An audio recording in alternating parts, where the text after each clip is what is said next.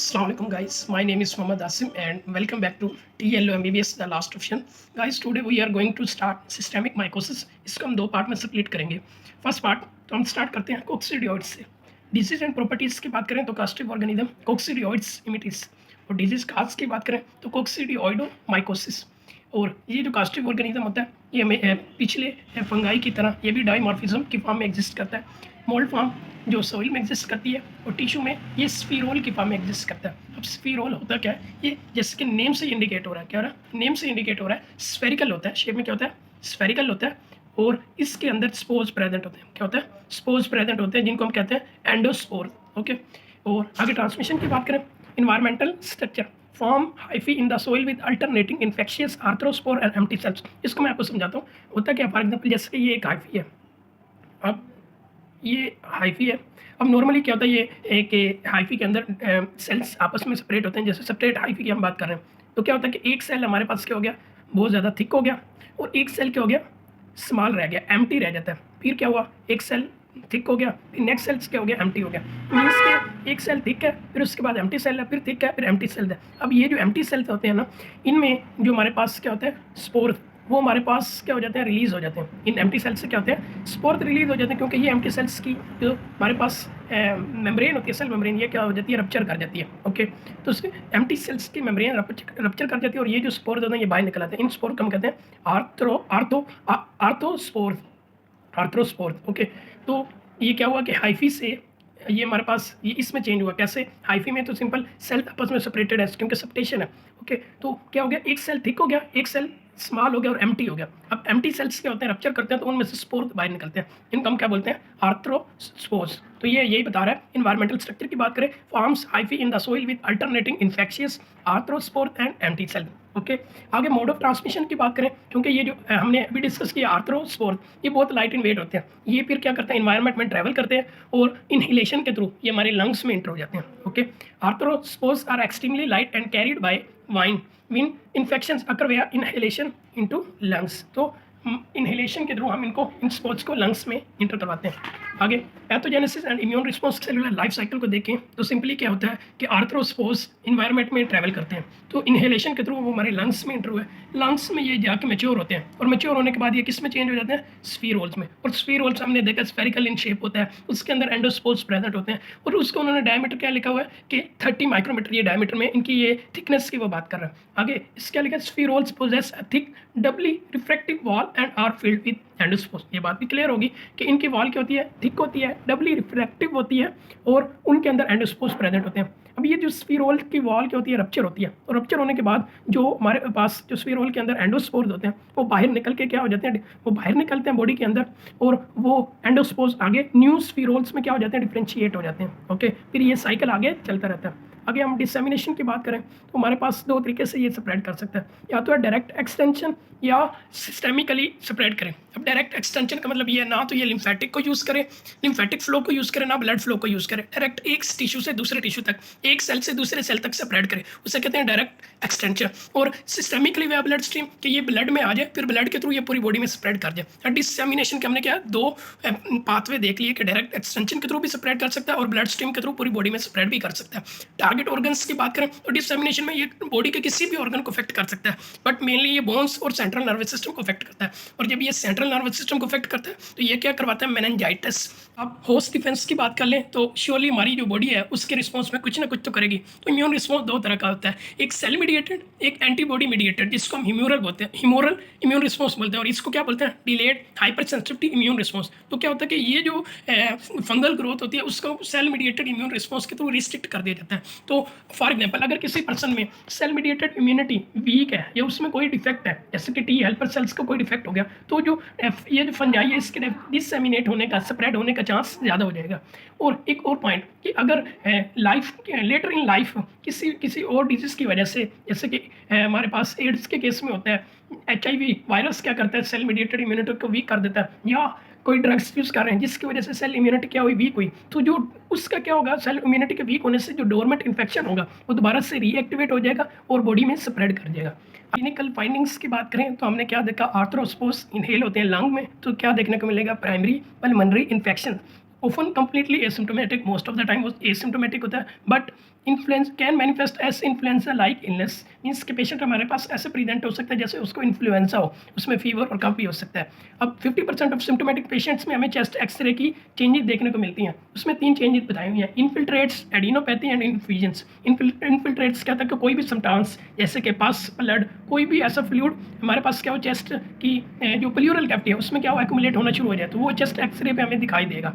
Adenopathy क्या होता है कि हमारे पास जो लिम्फ नोड्स होते हैं वो क्या हो गया, स्वोलन हो गया, जो चेस्ट के एरिया के लंग्स के सेंटर के अराउंड जो भी हमारे पास लिम्फ नोड है वो स्वोलन हो गया, ठीक हो गया, तो वो भी हमें चेस्ट एक्सरे पे देखने को मिलेंगे।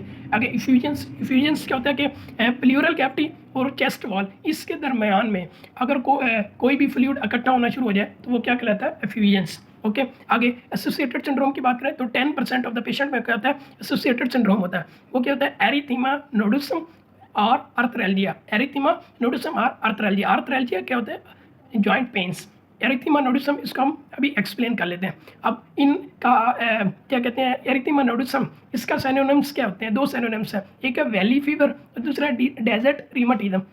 वैली फीवर क्यों बोलते हैं, क्योंकि ये कैलिफोर्निया की सैन जोकिन वैली, ये वहाँ ज़्यादातर क्या होता है पेशेंट्स को अफेक्ट करता है, तो इसलिए हम क्या बोलते हैं इसको वैली फीवर। और डेजर्ट रिमैटिज्म का क्या मतलब है कि जो एरिज़ोना के डेजर्ट एरिया में जिन पेशेंट्स को हमारे पास क्या होता है ये कोक्सीडियोइडोमाइकोसिस होता है, उन पेशेंट्स की प्रेजेंटेशन हमारे पास इस तरह की होती है कि उनको ऐसे फील होता है कि रिमोटाइड आर्थराइटिस हो। रिमोटाइड आर्थराइटिस में क्या होता है, जॉइंट्स इन्फ्लेमेशन, पेन्स, तो इस तरह की जो रिमोटाइड आर्थराइटिस में प्रेजेंटेशन होती है उसी प्रेजेंटेशन के साथ पेशेंट वहाँ पे आता है और उसको यही हमारे पास डिजीज होती है कोक्सीडियोइडोमाइकोसिस।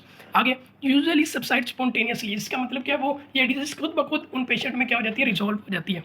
आगे डिसेमिनेटेड डिजीज का क्या मतलब है कि पूरी बॉडी में ये इन्फेक्शन क्या कर जाए, स्प्रेड कर जाए, तो वो 1% ऑफ इन्फेक्टेड इंडिविजुअल्स में होता है। ओके अब डिसेमिनेट होके या स्प्रेड करके वो कौन से साइड को मेनली इफेक्ट करता है, मेनिंजिस को, बोन्स को और स्किन को। जब मेनिंजिस को अफेक्ट करेगा तो क्या करवाएगा, मेनिंजाइटिस, बोन्स को करेगा तो ऑस्टियोमाइलाइटिस, स्किन को करेगा तो नोड्यूल्स बनाएगा। ओके आगे हाई रिस्क डेमोग्राफिक्स, तो इसकी बात करें तो ये लिखा हुआ है कि डिसेमिनेशन का जो इंसिडेंस है वो फिलिपिनोस और अफ्रीकन अमेरिकन इनमें 10 टाइम हायर होता है। वो क्यों, क्योंकि जेनेटिकली इनका जो इम्यून सिस्टम होता है वो क्या होता है एज कम्पेयर टू अदर्स थोड़ा वीक होता है। आगे women in their third trimester में एक्चुअली होता क्या है कि जो मदर होती है उसका इम्यून सिस्टम शिफ्ट करता है।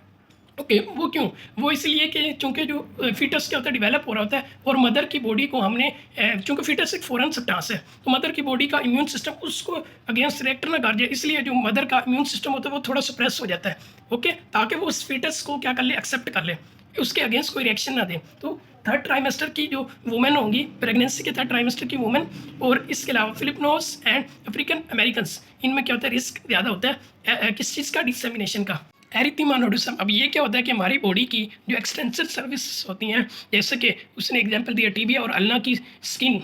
ओके तो एक्सटेंसिव सर्फेसिस पे क्या होता है, रेड टेंडर नोड्यूल्स बन जाते हैं। नोड्यूल्स का तो बताया कि वो फिल्म मैस होता है। ओके और टेंडर का मतलब ये है कि जब आप उसको टच या पाल्पेट करते हो तो पेन महसूस होता है, तो क्या होता है कि हमारी बॉडी के एक्सटेंसिव सर्फेसिस पे क्या होते हैं, रेड टेंडर नोड्यूल्स बन जाते हैं। ओके और इनका एरिथीमा नोडुसम को हम डेजर्ट बम्प्स भी बोलते हैं। क्यों, क्योंकि जो हमने अभी डिस्कस किया कि इसके सिनोनिम्स में वैली फीवर या डेजर्ट रिमैटिज्म, तो जो वैली फीवर वाला एरियाज होते हैं ना उनमें इस एरिथीमा नोडुसम को हम एक दूसरा नेम देते हैं, डेजर्ट बम्प्स। अब ये एक्चुअली होता क्या है कि हमारे पास जो फंगल एंटीजेंस होते हैं उसके अगेंस्ट हमारी जो सेल मीडिएटेड इम्यूनिटी होती है ये उसका रिस्पॉन्स होता है। It is delayed hypersensitivity response to fungal antigens and indicates a good prognosis. इसका मतलब क्या होता है कि हमारी जो डिजीज है वो क्योर या ट्रीटमेंट की तरफ जा रही है। ओके आगे lesions contain no fungal organism, surely जो ये नोड्यूल्स होते हैं ये एक्चुअली हमारी बॉडी का अपना ही इम्यून रिस्पॉन्स है। इस जो नोड्यूल्स होते हैं इन लीजन्स में कोई फंगल ऑर्गेनिज्म नहीं होता और ना ही इसी प्रेजेंटेशन के पेशेंट को हम ये कह सकते हैं कि उसको डिसेमिनेटेड डिजीज हुई है। डिसेमिनेटेड डिजीज में क्या होता है कि हमारी बॉडी में पूरी बॉडी में फंगल एंटीजन स्प्रेड कर देता है, नहीं, अब वो एक अलग केस है। इसमें क्या होता है कि फंगल एंटीजन के रिस्पॉन्स में हमारी बॉडी का अपना इम्यून सिस्टम पूरी बॉडी में क्या बना देता है, रेड टेंडर नोड्यूल्स, कौन से साइड पे, एक्सटेंसिव सर्फेसिस पे।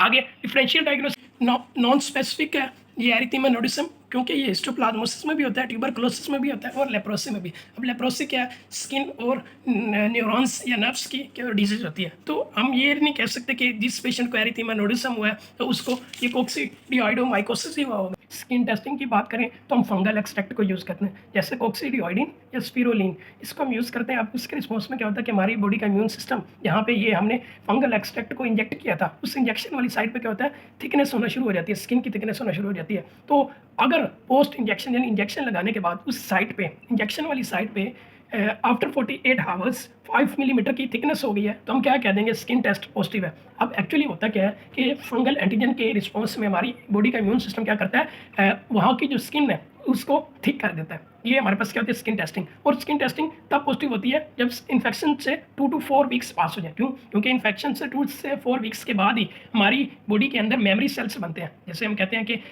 फर्स्ट एक्सपोजर पे क्या होता है कि बॉडी एंटीजन को रिकॉग्नाइज करती है और उसके अगेंस्ट एंटीबॉडीज बनाती है, तो उसकी मेमोरी सेल्स बन जाते हैं। इसलिए इस इन्फेक्शन से 2 से 4 वीक्स के बाद ही ये टेस्ट पॉजिटिव होगा। एंड ये जो पॉजिटिव जो टेस्ट पॉजिटिव है ये ईयर्स तक रहेगा, क्योंकि मेमोरी सेल्स ईयर्स तक प्रतिष्ठ करते हैं। आगे एनर्जी की बात करें, एनर्जी होता है एक्सेप्शन कि कहाँ ये नेगेटिव हो सकता है। ओके, ये उन पेशेंट में नेगेटिव हो सकता है जिनमें एक्टिव डिसएमिनेटेड डिजीज चल रही होती है। अब होता क्या है कि डिसएमिनेटेड में क्या होता है कि हमारा जो फंगल इन्फेक्शन है पूरी बॉडी में स्प्रेड कर देता है। अब उसके रिस्पॉन्स में क्या होता है कि पूरी बॉडी का जो इम्यून सिस्टम होता है ना, वो उसको कोप अप नहीं कर पाता। तो उस केस में जो स्किन टेस्टिंग है वो क्या होगी, नेगेटिव निकलेगी। ओके, आगे लेबोरेटरी डायग्नोसिस की बात कर लें तो माइक्रोस्कोपी, जिसमें हम कहते हैं टिश्यू बायोप्सी करते हैं, उसमें हमें क्या देखने को मिलेंगे, स्फीरोल्स। कल्चर की बात करें तो हम सेबोरार्ड एग्रोफिस को ग्रो करते हैं 25 डिग्री सेल्सियस पे, तो हमें क्या देखने को मिलता है, हाइफी विद आर्थ्रोस्पोर।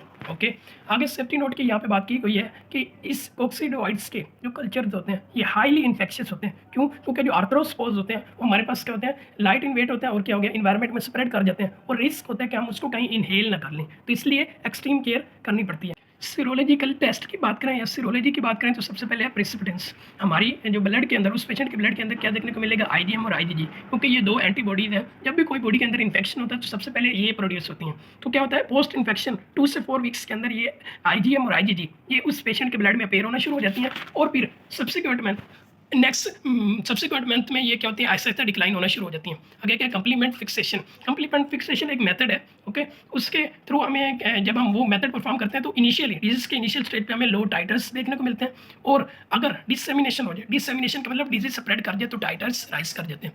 अब टाइटर्स एक्चुअली होते क्या है कि हमारे पास जो हम क्या करते हैं, उस पेशेंट का ब्लड लेते हैं, ब्लड लेने के बाद यानी सीरम लेने के बाद हम क्या देखते हैं कि उसके अंदर जो एंटीबॉडीज हमने चेक करना होता है कि कितनी एंटीबॉडीज प्रोड्यूस हो रही है। टाइटर्स का मतलब क्या है, इतनी ज़्यादा एंटीबॉडीज इम्यून सिस्टम प्रोड्यूस कर रहा है, उस चीज़ को हम क्या कह रहे हैं, टाइटर्स। अब क्या करते हैं कि उसके सैंपल को हम सैंपल में से एक स्पेसिफिक पार्ट निकालते हैं उस सैंपल का और उसको डाइल्यूट करते हैं, और डाइल्यूट करते चले जाते हैं, करते चले जाते हैं, तो हम ये देखते हैं कि किस कंसंट्रेशन पे जाके, फॉर एग्जांपल कि जैसे कि एक है 1:32, अब ये भी एक 1:32 या 1:64। अब ये टाइटर्स ही हैं। टाइटर्स का मतलब क्या, 1:32 टाइटर्स का क्या मतलब होता है कि हमने 32 टाइम्स डाइल्यूट किया उस पेशेंट के ब्लड सैंपल को, और उसके बावजूद भी वो जो डाइल्यूटेड सैंपल है उसको अगर हम किसी और की बॉडी में इंजेक्ट करें तो वो डिजीज काज करवा सकता है, वो इम्यून रिस्पॉन्स प्रोड्यूस कर सकता है। तो ये है टाइटर्स। तो उस हम कंप्लीमेंट फिक्सेशन के थ्रू क्या देखते हैं कि डिजीज के इनिशियल स्टेज में क्योंकि इम्यून सिस्टम इतना एक्टिव नहीं होता, इसलिए इस मेथड के थ्रू हम टाइटर्स ऑब्जर्व करते हैं तो लो होते हैं। लेकिन जैसे जैसे डिसेमिनेशन का मतलब बॉडी में वो इन्फेक्शन स्प्रेड करता है तो इम्यून रिस्पॉन्स वो स्ट्रॉन्ग होता चला जाता है, इसलिए टाइटर्स क्या होते हैं, राइज कर जाते हैं। ओके, आगे प्रिवेंशन एंड ट्रीटमेंट की बात कर लें तो सबसे पहले एसिम्टोमेटिक या माइल्ड प्राइमरी इन्फेक्शन के केस में हमें कोई ट्रीटमेंट रिक्वायर्ड नहीं है। ओके, आगे अगर परसिस्टिंग लंग लीजन्स या डिसेमिनेटेड डिजीज है उस केस में हम क्या करेंगे, एम्फोटेरिसिन बी या इट्राकोनाजोल देंगे। ओके, और सेकंड थिंग उसने क्या बताई है कि लंग डिजीज में कीटोकोनाजोल ये भी इफेक्टिव है। ओके, मेनिंजाइटिस में हम क्या करेंगे, फ्लोकोनाजोल यूज़ करेंगे। मेनिंजाइटिस का जब भी ऑब्जर्व करेंगे तो उसमें ड्रग ऑफ चॉइस क्या होता है, फ्लोकोनाजोल। बाकी इसके अलावा टू रिमिशन इंड्यूस करने के लिए, रिमिशन क्या होता है कि आप डिजीज़ को कंप्लीटली रिमूव करने के लिए ओके कोई मेडिसिन दे रहे हो, तो हम कंप्लीट रिमूवल ऑफ मेनिंजाइटिस के लिए हम क्या करेंगे, इंट्राथीकल एम्फोटेरिसिन भी यूज़ करेंगे। अब इंट्राथीकल क्या होता है, ये हम ड्रग के रूट ऑफ एडमिनिस्ट्रेशन की वो बात कर रहे हैं, हम CSF में इस ड्रग को क्या करेंगे, डिस्ट्रीब्यूट करेंगे। ओके, अच्छा, आगे इसका उन्होंने क्या लिखा है कि एम्फोटेरिसिन बी का लॉन्ग टर्म रिजल्ट क्या होते हैं, पुअर होते हैं। ओके, आगे सप्रेशन की बात करें तो जो कोक्सीडियोइडल मेनिंजाइटिस से जो पेशेंट रिकवर्ड हुए हैं उनको हम क्या करते हैं, फ्लोकोनाजोल से सुप्रेसिव थेरेपी देते हैं। जैसे कि पीछे भी हमने बात की कि मेनिंजाइटिस के पेशेंट के लिए क्या fluconazole is drug of choice. Okay, उसी कोक्सीडियोइडल मेनिंजाइटिस से जो रिकवर्ड हुए थे पेशेंट, उनको हम लॉन्ग टर्म थेरेपी देते हैं किसकी, फ्लुकोनाजोल की, क्योंकि हम ये चाहते हैं कि वो जो डिजीज़ है वो दोबारा से उस पेशेंट में ना हो, टू प्रिवेंट रिकरेंस। आगे प्रिवेंशन की बात करें तो ना तो इसकी कोई वैक्सीन है, ना कोई स्पेसिफिक प्रिवेंशन है, एक्सेप्ट ये कि हम जो एंडेमिक एरियाज़ हैं, जिन जियोग्राफिकल एरियाज़ में इसका रिस्क ज़्यादा होता है, वहाँ पे ट्रैवल ना करें। अब आगे हम ये सिस्टेमिक माइकोसिस जो भी पढ़ रहे हैं, इसकी एपिडेमियोलॉजी मैंने यहाँ कवर नहीं की, क्योंकि आई थिंक वो इतना इंपॉर्टेंट नहीं है कि याद रखना कि कौन सी डिजीज कौन से एरिया में स्प्रेड एंडेमिक है, वहाँ पे प्रेजेंट है। और सेकंड थिंग कि मुझे उनकी प्रोनाउंसिएशन भी बहुत अच्छे से नहीं आती। ओके, तो गाइस ये था हमारा सिस्टेमिक माइकोसिस का फर्स्ट पार्ट, जिसमें हमने कवर किया कोक्सीडियोइड्स को। सेकंड पार्ट में हम लास्ट की 3 डिजीज को कंप्लीटली कवर करेंगे इंशाल्लाह। तो गाइस बेस्ट ऑफ लक।